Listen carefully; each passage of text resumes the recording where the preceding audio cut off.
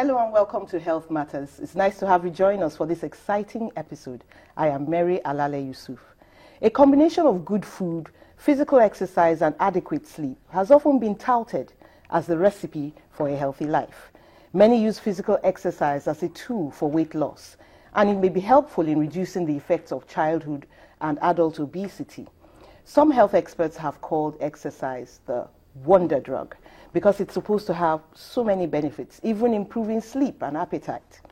Exercise can be categorized into three broad types: aerobic, anaerobic, and flexibility exercises. Today on the show to tell us all about this is Oluwatoyosi Oweye. He has a doctorate in sports physiotherapy and is a lecturer at the College of Medicine, University of Lagos. He's also the founding president of the Move and Play Initiative for Health in Lagos.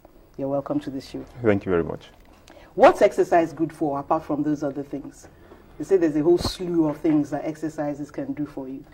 Well, the list is huge. Exercise is, like someone said, if there's only one pill that you can put together that should be recommended for everybody, then it has to be exercise. Exercise can be used as a preventive tool, can be used as a curative tool, and as a promotional tool. So exercise cuts across all benefits of health. Okay. They speak about high blood pressure, cardiovascular troubles. What's the connection? They say it increases good cholesterol, reduces bad cholesterol. Can you give us some of what's the connection really? Does it burn the cholesterol or what? And how is it that moving is reducing your blood pressure instead of increasing it?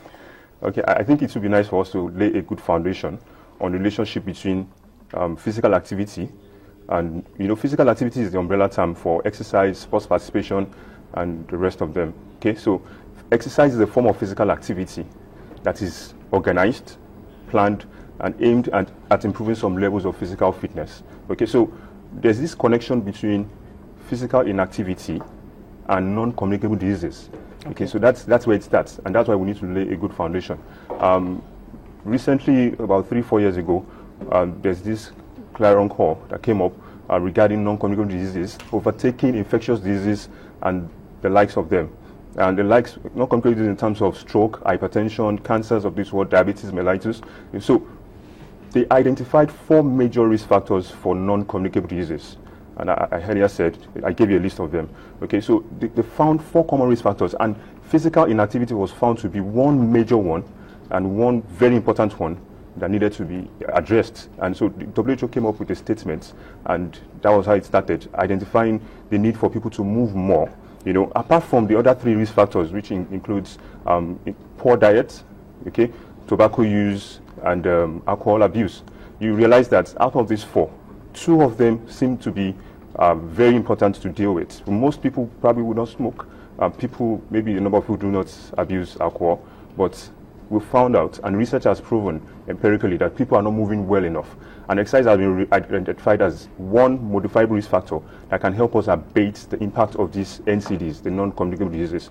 So a lot of research has been done, and there's irrefutable results and evidence to prove to us that exercise is a form of medicine, both for prevention and for management of these non-communicable diseases. So exercise has been tailored or has been advised and prescribed for hypertension, and to prevent and even to manage, not as a solitary management, but as an adjuvant therapy, combination with your drugs. So what we advise is, when you have a medical problem, you need to consult with the exercise medicine experts, probably the sports physiotherapist, the exercise physiologist, the physician, the cardiologist who is specialized, who has some good knowledge or expertise in exercise medicine. So they can actually advise you on what exercise is good for you, because you cannot do what everybody is doing. For instance, if you have stage 2 hypertension, the exercise is tailored towards your problem. So if you have arthritis of the knee, it's not wise for you to be jogging around. So we have exercise for the general population and exercise in special conditions. Okay, before we go into all of that, are there any psychological benefits? A whole lot of psychological benefits. Like I said earlier, a lot of research has been done, and there's irrefutable evidence to prove to us that exercise can help to improve psychological health. You know, it can help you to gain psychological, boost your the human psyche in terms of self-esteem. Exercise has been proven to help to relieve depression, you know, and the list is endless. Some people say they are too tired for exercise. They work so hard, morning till night.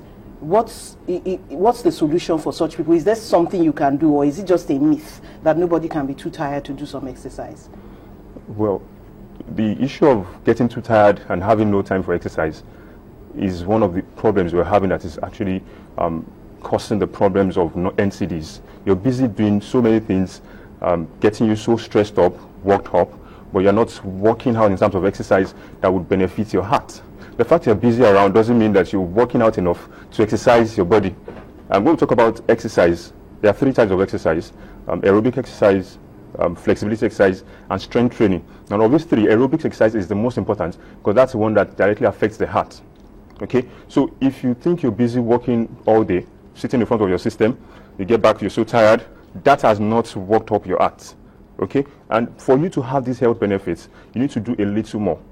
Okay, at the end of the day, the exercise regimen you engage yourself in would help you to get yourself relieved of the stress and you rest better. So what I advise and what I try to tell people is this: look for time to exercise, even if it is weekends. You know, the recommended physical activity by the WHO is very clear. It's either you do it 3 times to 5 times a week, 30 minutes of aerobic exercise, or you accumulate vigorous exercise, that's moderate exercise, of about 75 minutes, which is less than a football match, okay, on a Saturday. And that gets to your heart, and that keeps you going, you know. That's what I have to say about that. Well, okay. Now, how about this statement that no pain, no gain? Lots of people complain that when they go and do exercise, the pain is too much for them to bear. Must you feel pain? Well, the issue of no pain, no gain is very applicable in exercise, depending on the regimen you're indulging in.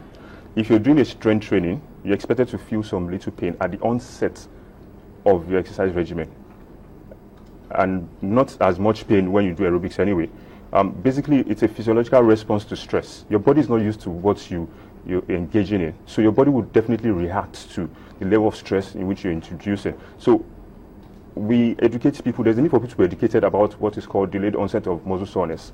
When you start exercising in a regimen of exercise, you're going to feel some little pain at the initial onset. But if the pain is getting unbearable and is getting persistent, there's a problem. That means you're pushing it too much. So the ideal thing is to start small and start slow, and gradually improve on your fitness level. Don't hit it at the very first day or the first week. Okay, I wanted you to take us through, like somebody who is starting for the first time, fresh. Okay. I want to start doing exercises. Okay. What are the things that you start with? Is there something like a warm-up? Is there something like a cool-down exercise? How do you build up doing an exercise every time you start? Or can you just hit the road and start jogging? It depends on your present level of physical fitness. If you're a very sedentary person, you've never been exercising before, then you need to take a quick check on your health. That's the best thing to do. Okay, you first check your health, check your physicals. Take a quick look at your parameters, simple parameters like your BMI, your blood pressure, you know, basic things like your weight, okay, to know where you stand. Because this can be a baseline measure that will help you to stick to your exercise regimen. And because after 6 weeks or 12 weeks, you look back and you see you're making progress, you want to do more. Okay? So that's on that being said. It also depends on what you want to achieve.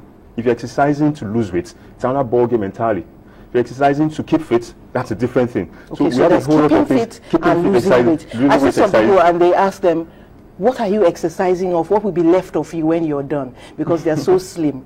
So those people have things that can keep them fit without necessarily making them lose weight. Definitely. Not absolutely.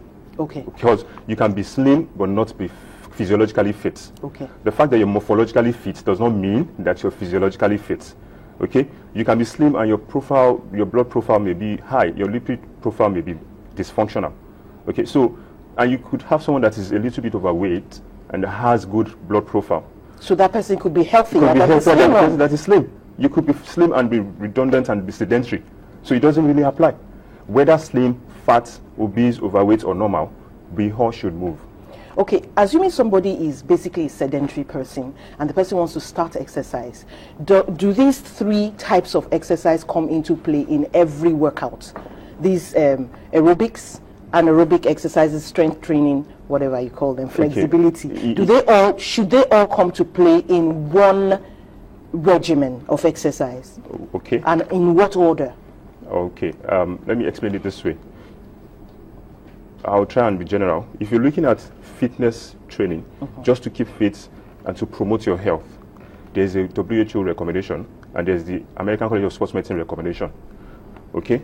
The recommendation is this, which has been, which is evidence-based, it's been tested and proven okay, that you move, you exercise or get involved in some levels of physical activity that is moderate in intensity.